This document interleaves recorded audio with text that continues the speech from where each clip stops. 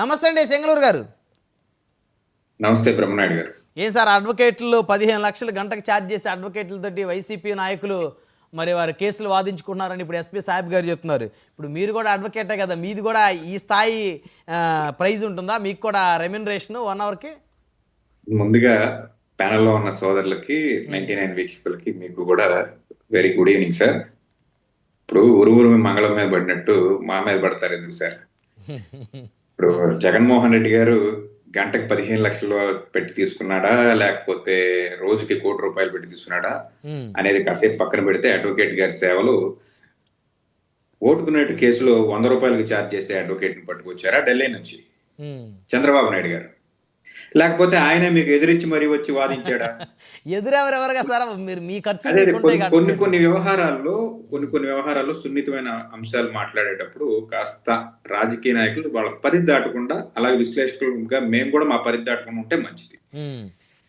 మా వ్యక్తిగతంగా అడ్వకేట్ ఫీజులు కానివ్వండి, లేకపోతే వాళ్ళకున్న డిమాండ్ బట్టి కానివ్వండి, ఇప్పుడు సినిమాల్లో కూడా ఎవరైతే పెద్ద స్థాయి యాక్టర్స్ ఉన్నారో వాళ్ళకి కోటాను ఇస్తా ఉంటారు రోజు. అవును, అలా అని చిన్న జబర్దస్త్ యాక్టర్లు కూడా మాకు కూడా ₹1 కోటి కావాలంటే ఎక్కడ ఇస్తారు సార్?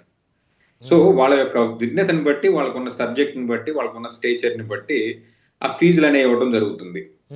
కాబట్టి ఈ అడ్వకేట్లను కూడా తీసుకొచ్చి ఓటు కేసులో ముద్దాయిలుగా మేమైతే ఉపయోగిస్తున్నారని చెప్పాను నేను, అంతేగాని మీరేదో అందుకే అడుగుతున్నాను సార్. ఇప్పుడు మీరు కొమ్మినేని గారు వినండి, సాహెబ్ గారు ఏంటంటే ఆ స్థాయి వాల్యూ ఉన్నటువంటి వాళ్ళని తెచ్చుకున్నారు. అదే సార్ నేను కూడా ఏం అనట్లేదు. చంద్రబాబు నాయుడు గారికి ఎదురించి మరి ఏమైనా తీసుకొస్తున్నారా, లేదా రోజుకి ₹100 మీద ఎవరైనా వాదిస్తున్నారా?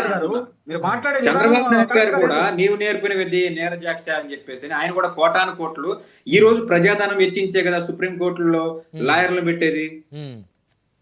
వాళ్ళు కూడా 10,000కి చేయట్లేదు, 10 లక్షలకి చేయట్లేదు కదా, వాళ్ళు కూడా అదే స్థాయిలో చేస్తా ఉంటారు. కాకపోతే ఇక్కడ వీళ్ళు వ్యక్తిగతమైన వ్యవహారాల్లో వీళ్ళ యొక్క వ్యక్తిగతమైన లాయర్ ఫీజులు ఇచ్చుకుంటున్నారు. అక్కడ ప్రభుత్వంలో ఉన్నాడు కాబట్టి చంద్రబాబు నాయుడు గారు ప్రభుత్వం సొమ్ము దారాదత్తం చేస్తూ ఉంటాడు. ఎందుకంటే మీ ప్రభుత్వంలో మీ ప్రభుత్వాన్ని రిప్రజెంట్ చేయడానికి శాశ్వతమైనటువంటి అంత నైపుణ్యం కలిగినటువంటి న్యాయవాదులు లేరా అని మాత్రం నేను అడగను. ఎందుకంటే అది మీ ప్రభుత్వం యొక్క విజ్ఞత, మీరు ఎవరిని కావాలని నన్ను పెట్టుకోవచ్చు, అది మీకున్నటువంటి ఆప్షన్. కాబట్టి that is none of our business. కాకపోతే అంటే మా న్యాయవాదులు ఫీజుల వ్యవహారంలోకి కాస్త మీరు దూరంగా ఉండండి అని చెప్పడమే నాకు ముఖ్య ఉద్దేశం. రెండో విషయం,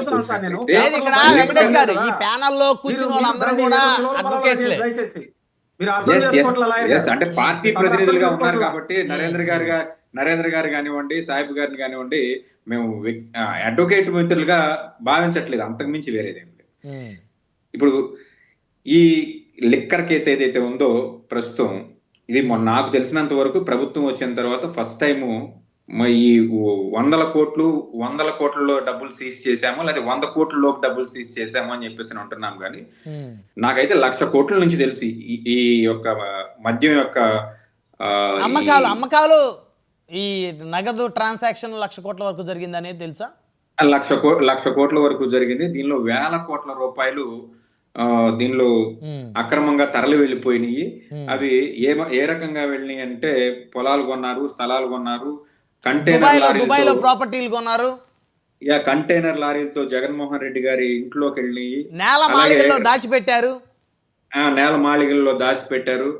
తర్వాత రీసెంట్ గా ఒక 2 నెలలు 3 నెలల క్రితం అయితే గోల్డ్ బార్స్ గా మార్చేశారు. ఈ డబ్బు అంతా